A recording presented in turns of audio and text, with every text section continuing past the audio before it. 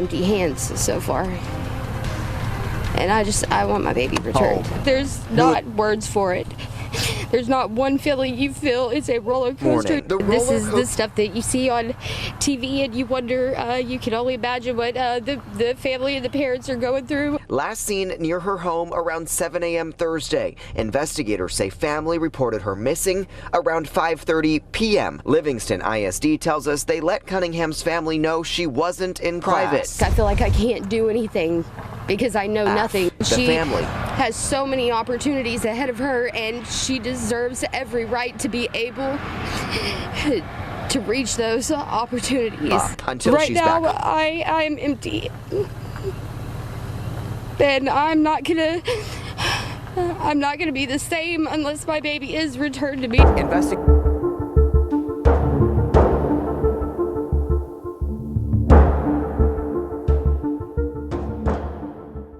Hey, welcome back to Carrie Moody. So most of you have probably already heard this case. It's super sad, super scary situation. This is Audrii Cunningham. On Friday, February 15th, an Amber Alert was issued out of Livingston, Texas. And Livingston is about 241 miles southeast of Dallas. Audrii is an 11-year-old white female, about 4'1", 75 pounds, blonde hair, and blue eyes. Audrii was last seen wearing a black hoodie with white lettering, a Hello Kitty, like a hip bag. I know a lot of people are saying backpack, but her best friend's mom on another channel said it's really more like a hip kind of purse, and it's a Hello Kitty one. She didn't even think she owns a camo backpack. She was also wearing black pants and black high-top shoes. She was allegedly last seen at 7 a.m. on Thursday, February 14th, in the 100 block of Lakeside Drive in Livingston, Texas. Now, the neighbors say that they usually see Audrii walking to the bus stop, but that did not happen on Thursday. Now, where the twist comes in this case is that the mom, Cassie Matthews, lost custody of Audrii when she was about 2 to 3 years old, due to, sadly, a drug habit. She is now allegedly recovered and has been for quite some time. And this is how the mom described that situation on Facebook. Cassie says, "My daughter was ripped from me by her father and his family a while back, and I have been denied any type of contact in any way, even refusing my rights of visitation with her with threats to my life, plus from her father and family. I've been stacking up my proof of such in hopes to take her father to court with enough evidence of her being kept from me that the judge couldn't deny me the custody I fight for. Stephen," the man named as suspect, "is a stranger amongst other random strange men that have been allowed to live in the home of my daughter. Stephen was left in charge of Audrii as her babysitter when her father goes out on the boat to work, because the father's mother is heavily mentally unstable and doped out on mental meds 24/7 and cannot care for herself. Now, this is all information I've retained from other people around the family. If anyone they allow in their home speaks to me in any way, they are instantly cut off and never allowed to step foot on the property or around any of the family members again. Now, recently, Stephen started to message me about Audrii, like he wanted to help her see me. I've known the man wasn't right from the jump, but used him to get any information I could about my child. Last night, he messaged me, trying to convince me to come alone without my fiance to a park around the corner from my home to meet up with him and see my daughter. Now, the last night she's talking about is Wednesday night, so this would be the night before Audrii is thought to have gone missing. He insisted Audrii didn't like my fiance, and she doesn't even know him. Red flags are flying high to me at this point, but I play along with the idea in hopes to get my daughter in my sight and hands after school so that I could call her father myself to come get her from this man. I was only trying to keep her father from pressing false charges or giving me further backlash, or my daughter further backlash for being around me. He talks about all the chaos they put my daughter through at that home, and he isn't the only mouth I've heard these things from. Well, he tells me he is taking her to school this morning, and then coming to me with her after school. I realized this wasn't the case, and I messaged, I guess today isn't going to happen, and have a good day, while my fiance tried to contact her father directly due to me being blocked from all ways of communication with him, to let him know something wasn't right about Steven and the whole situation. At 7 p.m., her father's mother goes to my fiance's mother's home in the same neighborhood as they live, claiming she is missing and never got off the bus. Her father received a message from the school at 1 o'clock today saying she wasn't at school, and he didn't even attempt to contact the bus barn until 5 p.m. They didn't contact the law until after 7 p.m. How do you not notice your 11-year-old daughter hasn't made it home from the bus stop for 3 to 4 hours? Steven said he was taking her to school. Then when she came up missing, he all of a sudden was taking her to the bus stop. Things don't add up. And why did he push so hard to try to get me to meet him alone? I need answers, and I need my baby to come home. This man clearly knows what's going on or where my baby is, and I know it in the pit of my stomach. Now, just real quick so you know who the mom is speaking with, shown here is Steven McDougal. He is the first person named as a person of interest in this case. Now, you'll hear later on during the press conference that law enforcement actually says one of the persons of interest. Anyway, so let's move right along to, let's take a look at the Facebook messages that were sent between Steven McDougal and the mother, Cassie Matthews. Now, these messages were sent the night before Audrii went missing, making this even more strange. Mom says she does not know Steven. Now, he did leave a comment on one of her Facebook posts quite a while back, maybe about 6 months, but that doesn't, just because somebody left a comment doesn't mean she knew him, right? So let's go over these texts real quick, though, because this is something else. So this was on Valentine's Day, and apparently it was super early in the morning, I believe is what I heard the mother say. But Steven originally tried to video chat. Now, mom has a boyfriend or fiance, something like that. So she responds, "What's up? I'm super effing livid right now, honestly, because I don't understand." Steven says, "Why are you livid? I've never disrespected you. Your baby has been asking me about you." Cassidy says, "This all just comes across weird and wrong, and Valentine's Day is not my favorite day. I lost my very first best friend on this day, and that just didn't sound right and looked bad, and I don't know. And what do you mean asking you about me? What has she been asking?" Steven says, "Sweetie, I'm as straightforward as it comes. If I was just talking to you to try to F, I would have done tried." She says, "Touche, I give you that." Steven then goes on to say, "She asked me if I ever talked to you and if you were as bad as they say you are." I'm assuming they, he means the grandmother and the father. And she says, "Just came off wrong, upset me." Wow, as bad as they say? What did you say? Steven said, "Oh yeah, they have made it look like you're just horrible. I told her that you are doing good and are fun to hang with." Fun to hang with? So had he hung out with mom before? So mom says, "When did she ask this?" He said, "She asked me yesterday, going to school." Cassidy responds, "I'm surprised she thought about me. She's scared to see me because of their reaction, huh? I mean, didn't you say they kept her inside for a month after I seen her that day at Justin's mom's?" Steven says, "She does all the time." Yes, exactly. Yes, she is still not allowed outside by herself in the evening. They told her that you were in the woods. She is confused about the situation, but I told her that you are not hiding in the woods, but we talk. She said, "What is wrong with him? Is he on drugs or that effing stress that is mental has him thinking I'm going to steal her in the night or that I live in the effing woods behind his mom's house?" That's some serious crazy It's like they are scaring her and brainwashing her with literally insane thoughts only a child would believe. So she doesn't want to know me like they make it out to be. Makes me wonder if Lucky has the beginning stages of his mom's mental problems and no shit talking, just concern for him in general as a person. Or tell me, is that whole effing family just all thrown up off in general acting like a effing cult or some shit? Might not want to drink the Kool-Aid, man, if you know what I mean. And Steven responds, "Not him." Cassidy responds, "Not like I'm going to react upon this, because I surely won't. I want what's best for my kid, and being everything they fuel her head with wouldn't be anything in my favor. He said, like I said, I told him I talked to you. She says, but it makes me sick to my stomach. They think that's okay. She has an innocent, fragile child mind, and them warping it with chaos is not right, man. Steven says, well, don't, but I might take you out to the dock to fish and accidentally pull up with her to fish.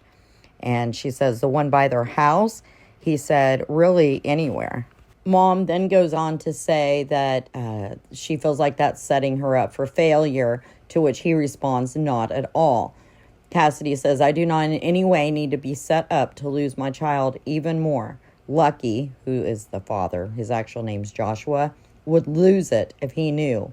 And is this what she asked to do? Even eerily responds, I'm your daughter's favorite person, and she will not tell. Cassidy says, or what, y'all maybe talked about for her to see me? He said, she wants to meet you. I told you I am on your team. I will do what I can. She said, I want to meet her too, but if this comes back on me bad in any way, I can lose her forever, and I would kill you then myself, man. No threat, but a promise. And Steven says it would not. Steven then goes on to say, as long as no one says anything about it being set up, no one would even know, and she won't say anything to them.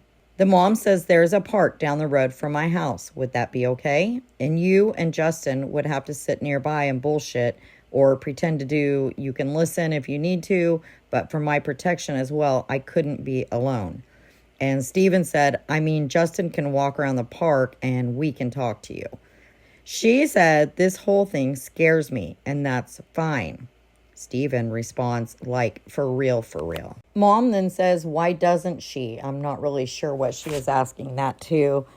Steven says, it's okay, we don't have to.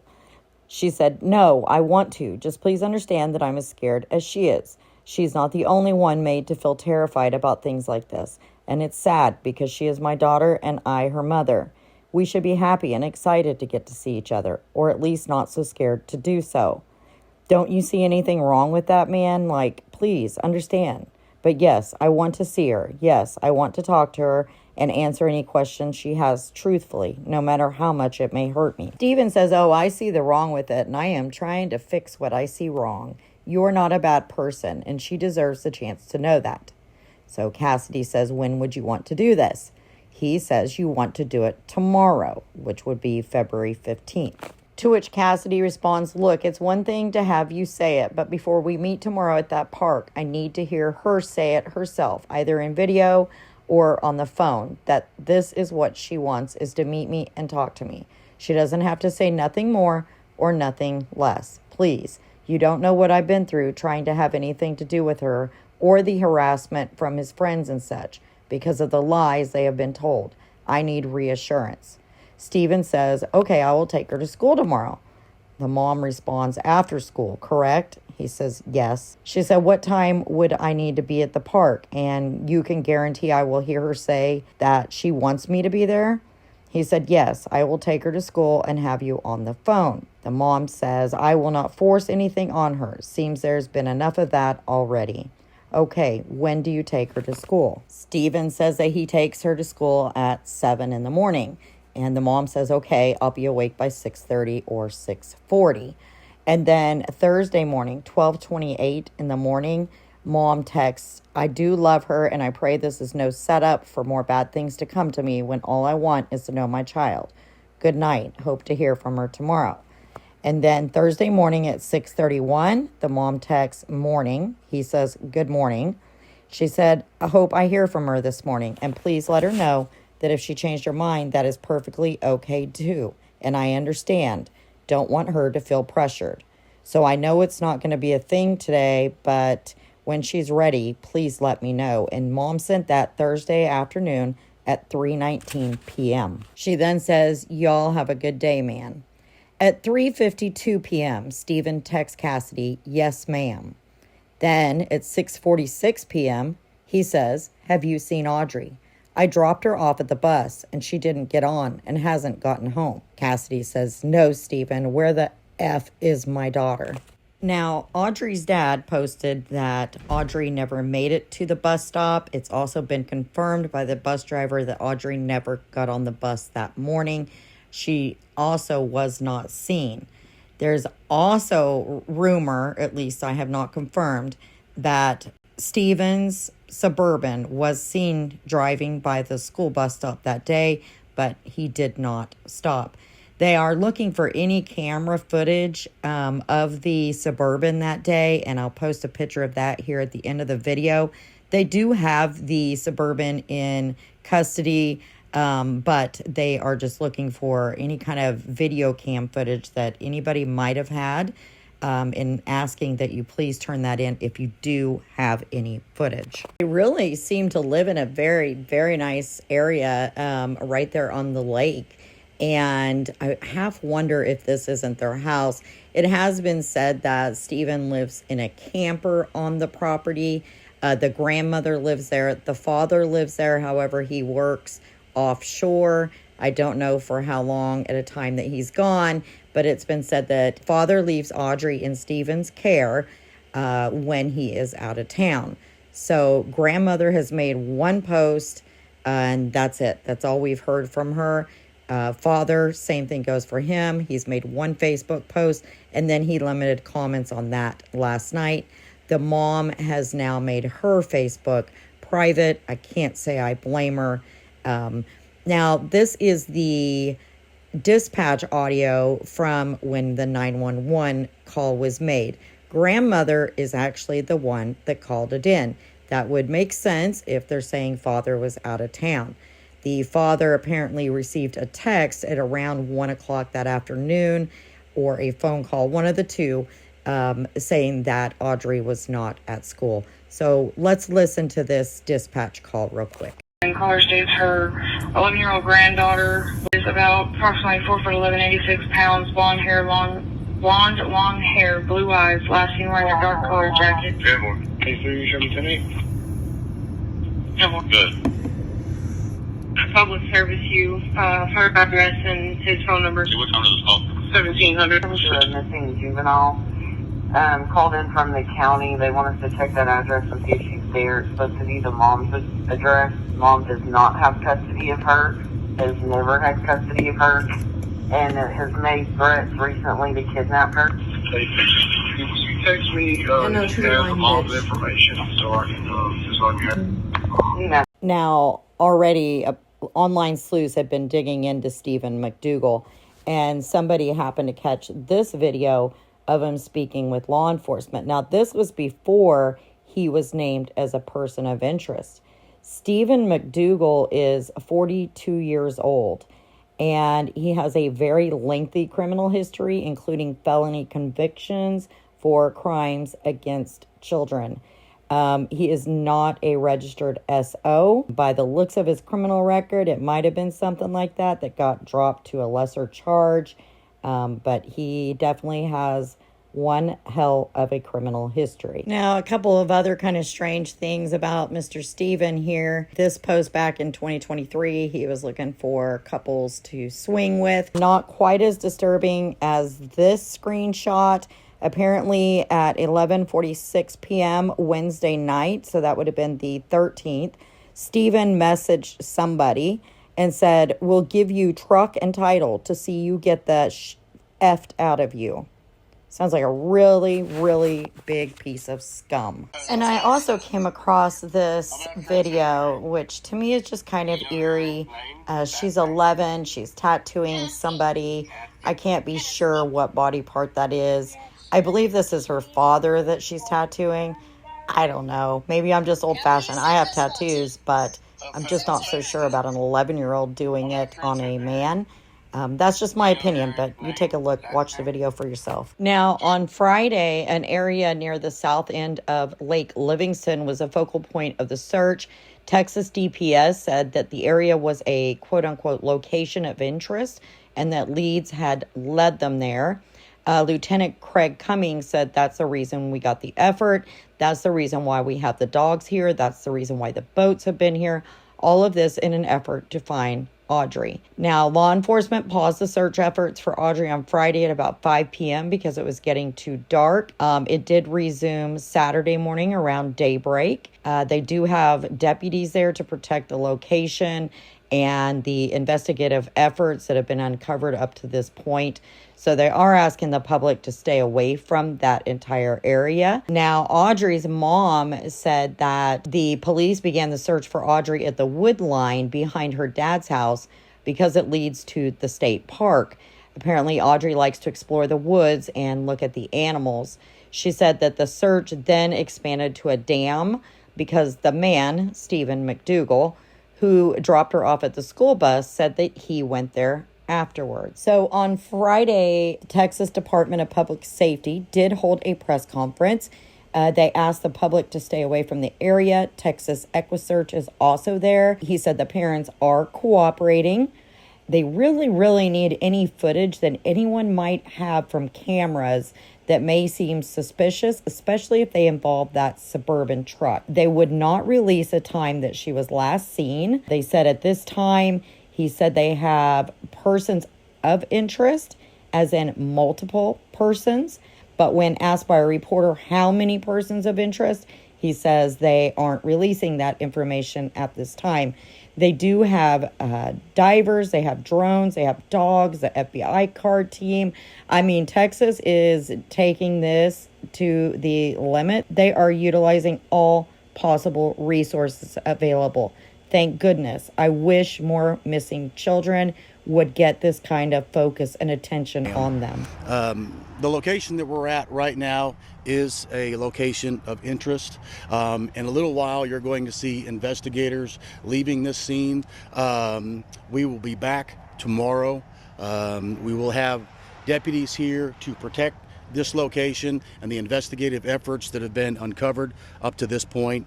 We are asking the public to stay away from this area. And then tomorrow we're going to have additional resources that will be on hand to help find Audrii. And I want to reiterate that we are committed to bringing Audrii home. That's the reason why you see the collaborative effort here right now, all of these law enforcement agencies, to include the FBI, that have been assisting with this. And we're asking the public to report any tips that they think will help us bring Audrii home to the Polk County Sheriff's Office or through our iWatch Texas app, and that can be done anonymously from your phone. So with that, I'll open it up for questions.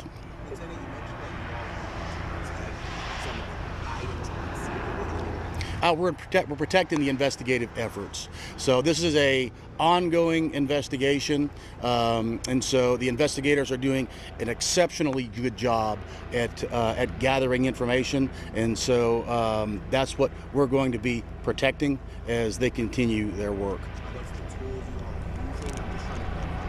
Yeah, we don't want to go any farther than the investigative tools that we're using right now and then investigative leads that they've uncovered.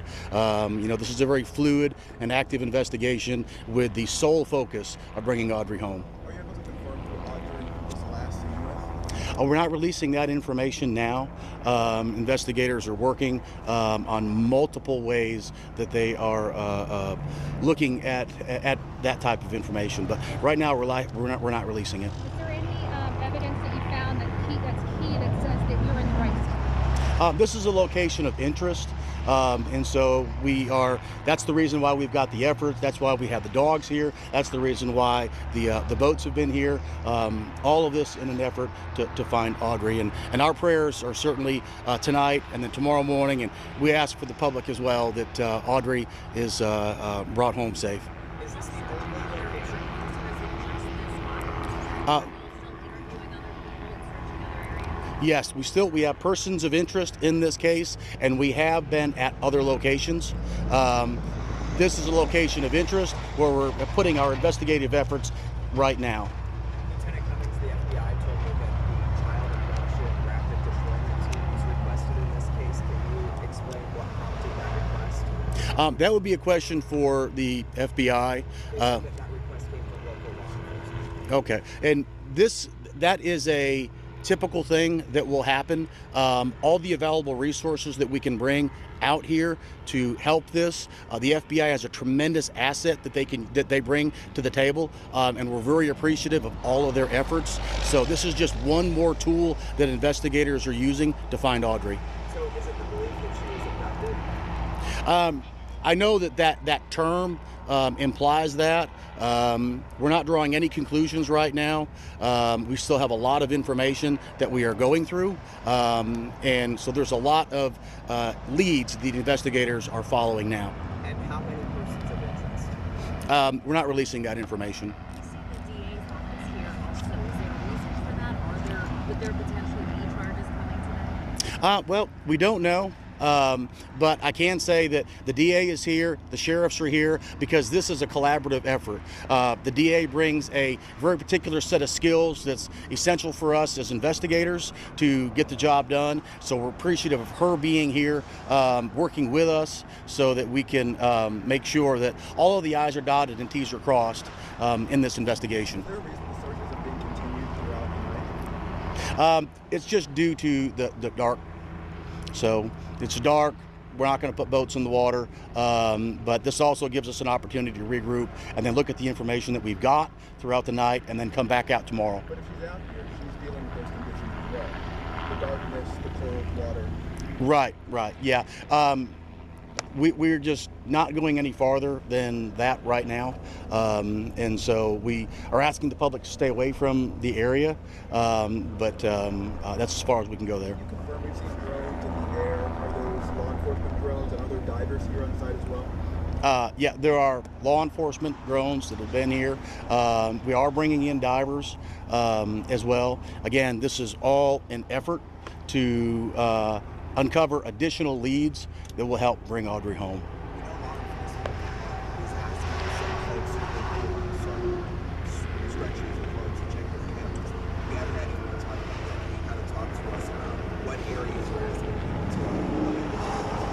Yeah, no, that's great. We don't want to give away any areas, but if people would review their cameras, if they find something suspicious that they think would warrant the help of investigators or a review by our investigators, by all means, please call the Polk County Sheriff's Office, and if it's an emergency, call 911 so that we can evaluate that information. That's a great question. I think a lot of our viewers, people who are watching, are wondering why we don't know why we're in this location, why we really just don't have a lot of details. If you're asking for the public's help, it seems like more information would be helpful. Yeah, well, unfortunately right now there just isn't more information that we can give. Like I explained in the press conference earlier, we're trying to protect the integrity of this investigation, and that's the reason why, and I can understand the public's concern that we're not giving out a lot of information, but the end here is to find Audrii and bring her home, and so that's what we're focused on right now. And so there is additional information out there. We're just not releasing it. That's what the investigators are using to follow up on. That's additional information that we're not releasing right now. But again, we continue with investigative leads and following these things. I know that there are a lot of questions that remain unanswered.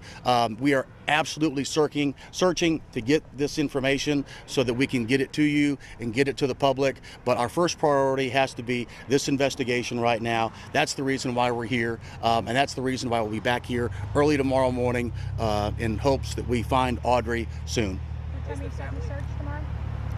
We haven't decided on the time. It's probably going to be somewhere in the neighborhood of daybreak. Is her family still being cooperative, like you said a few hours ago? Yes. Yeah, families being cooperative, and we certainly appreciate them, and we appreciate the community as well. Everyone has been exceptionally helpful in the efforts out here, so we appreciate that. With that, we're going to close it down. You'll see some investigators leaving here shortly, but they'll be back tomorrow morning. So with that, I appreciate everybody. Thank you. The search for Audrii continued Saturday morning, and during that search, they did find a backpack belonging to a child. They also said that now they have one main person of interest, and that is Steven McDougal. They again asked for anyone that saw Steven's vehicle on either Thursday or Friday to contact the Polk County Sheriff's Office. He announced that there's now a $7,000 reward, and he said that they are hopeful to bring Audrii home alive, but with the evidence that they currently have gathered, that there was a very strong possibility that foul play is involved. Additionally, he said that Steven McDougal was picked up Friday night on an unrelated aggravated assault charge. He hesitantly said that at times McDougal is cooperating, that they do have his vehicle. And again, he clarified that Audrii was reported missing at around 5:30 p.m. and she never made it on or off the bus. Let's take a listen to the Saturday morning press conference. The FBI has victim specialists who have been with the family. Also want to thank the District Attorney's Office and EquiSearch as well, who is out here. The FBI has victim specialists who have been with the family. Also want to thank the District Attorney's Office and EquiSearch as well, who is out here. I can say last night that investigators searched several locations throughout the area looking for Audrii. Unfortunately, they did not find her. That's the reason why the search continues this morning. This investigation is very fluid. However, I can say that we ended up identifying a backpack yesterday at the dam that is consistent with that belonging to a child. And so we are going through those contents right now to evaluate what's in that. And although I mentioned yesterday, we have persons of interest. Today, I want to announce that we have one main person that we are looking at right now as a person of interest, and that is Don Steven McDougal, 42 of Livingston. Now, he was arrested yesterday for an unrelated aggravated assault charge. And in furtherance of this investigation, we're asking for the public to call the Polk County Sheriff's Office or use our iWatch Texas app to report seeing the 2003 Chevrolet Suburban that we put out on X this morning.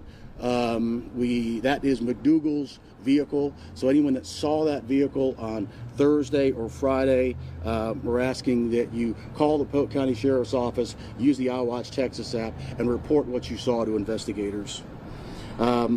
I also want to announce that we are very thankful for the Polk County Crime Stoppers for offering a $7,000 reward for tips leading to the arrest and prosecution of the person responsible for Audrii's disappearance. And these tips can be anonymous.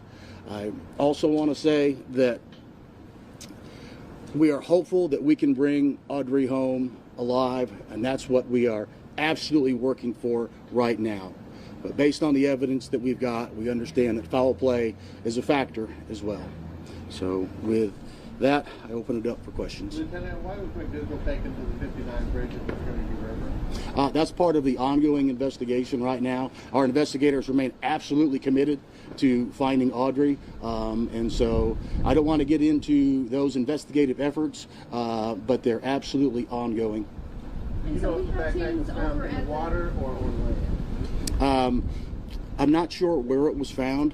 Our investigators are looking through that now, but we do know it was right down there in the dam and it was wet. You mentioned that you all found it near the dam. About the area by the marina, how closely related is that to the search site over by the Trinity River? So where we did the press conference yesterday, the bag was found down there by the river there.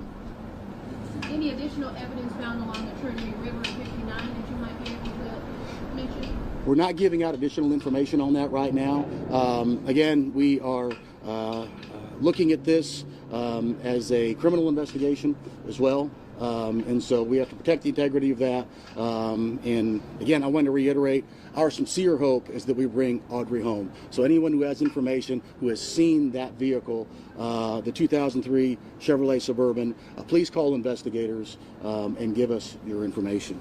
Is McDougal cooperating with you all?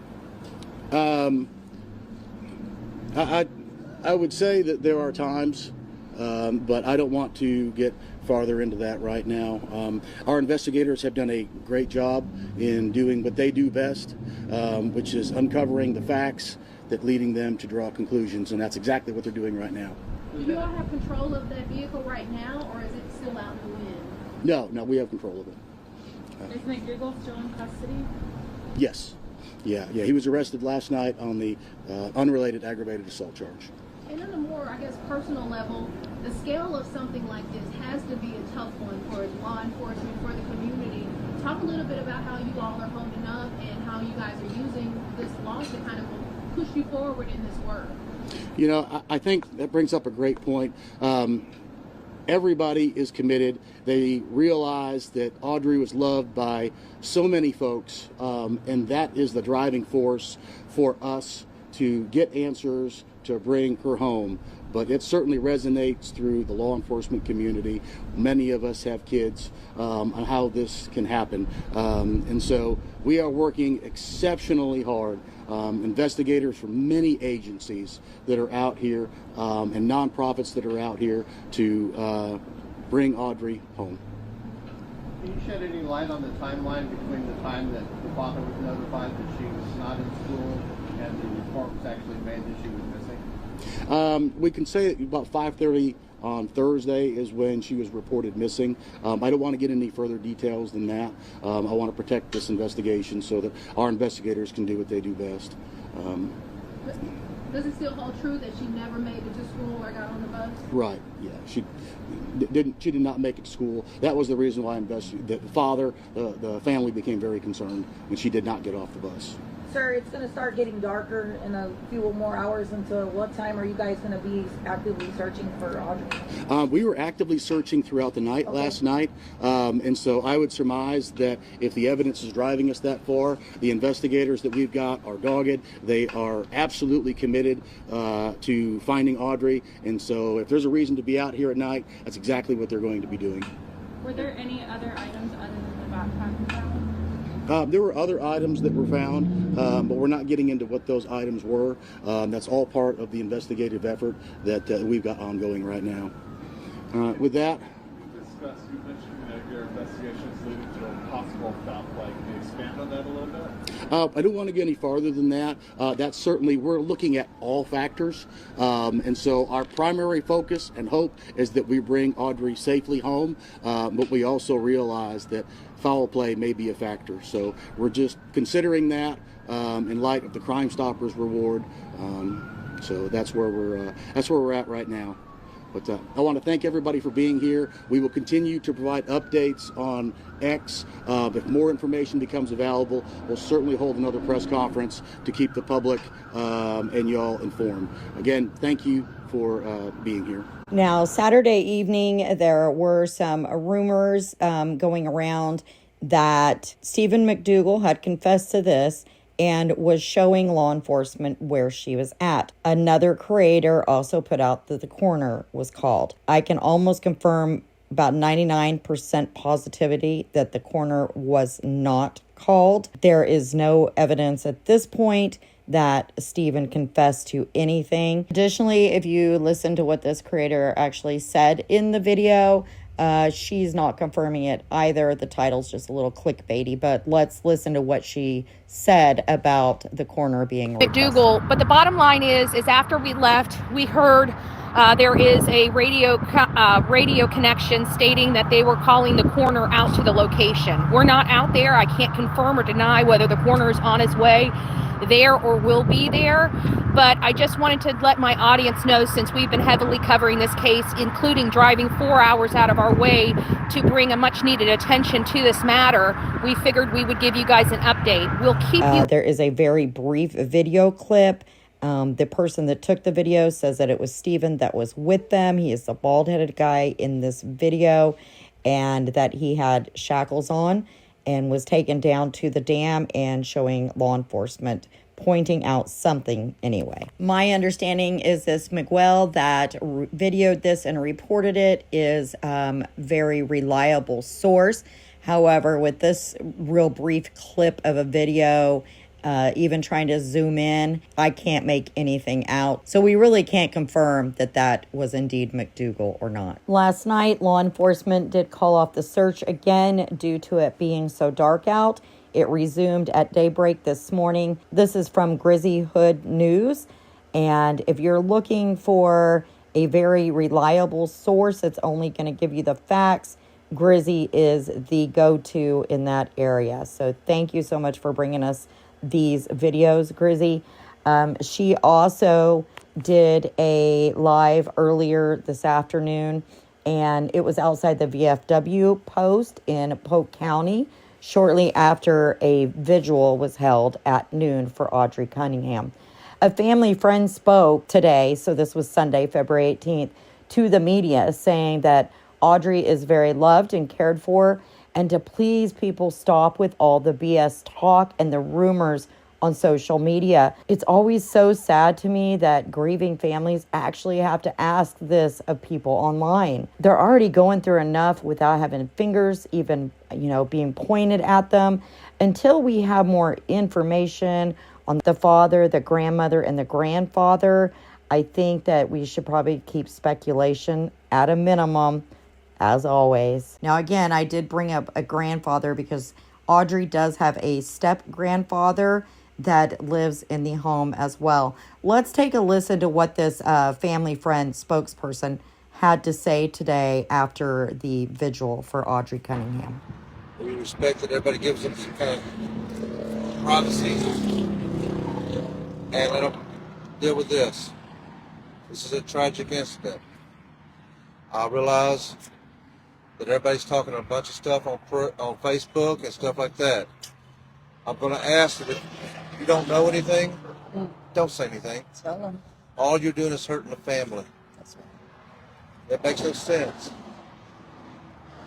You don't know what they're going through. You don't know the circumstances. I do know Audrii is loved. I know Audrii is cared for. And I know Audrii loved her grandmother, her father, her brother, and family.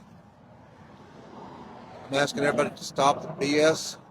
I'm sorry for the language, the BS on Facebook and all the garbage talk on Facebook. If you don't know the circumstances, leave it alone.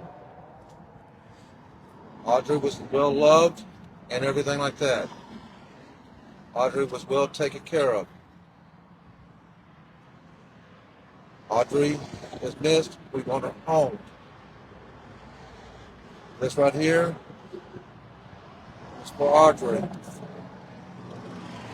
Again, please, if you talk a crap on Facebook, please just let it go. The family doesn't need that, and nobody needs it. Until you know what's going on and you hear from the sheriff department. Don't spread rumors. Okay? If you have any questions, any information, please contact the Polk County Sheriff Department, the tip lines, everything like that. We want Audrii home. That's all I've got. I'm not answering questions or anything like that. But if y'all need it, if y'all got any tips, anybody's got any tips or anything like that, please contact Polk County Sheriff Department, Livingston PD. Contact any law enforcement to give them the tips. That's all I got. I'm not going to answer any questions. I'm sorry. That's comments from the family and everything like that. I appreciate y'all being respectful and not trying to go in there and fall apart the family or anything like that. So, thank y'all again. Man, we're outside the VA. No cameras were allowed, just everybody's privacy that was in there. Grandma, man, oh my gosh, you guys. Grandma is so distraught. She was in there. She was crying, man. I got to see Grandma. And, yeah. So that gentleman was a family friend. He's being put in the role of spokesperson for the family. You heard what Grizzly said. The grandmother is absolutely tore up. We know that the mother is tore up. I played her interview at the beginning of this video. And so that is the latest update we have, was the vigil so far today. There has not been a press conference If there is, then I will definitely bring that to you. Now, we truly know nothing about the father or the grandmother, really, for that matter, at this point in time. What I do want to say is we really have to be careful about who we are allowing around our children. I can't imagine that this Steven McDougal didn't have red flags everywhere. And I'm sure that the grandmother and the father are beating themselves up right now, and I don't want them to do that. But my point is that we as a society, we have to be monitoring our kids much better. Definitely monitor who you're allowing around your children. This doesn't look like it's going to end in a good situation at all. I'm just being honest. But again, we always keep hope. And please keep Audrii's family, her friends, her schoolmates, her teachers, the whole community. Please keep them in your prayers. So I want to leave you guys with this adorable video of Audrii when she was very little. And with that said, if there's any updates, I will bring them to you. Thank you so much for watching, and I hope you guys have a wonderful Sunday. Bye-bye.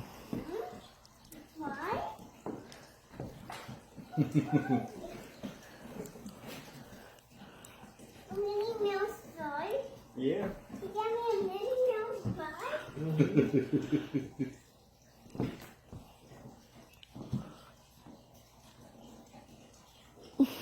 Hey, I'll take that off for you.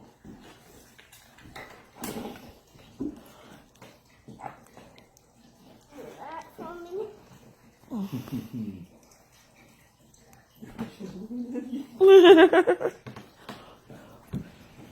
you can actually ride this one, huh? Oh wow, she's doing. This train wheels come right off.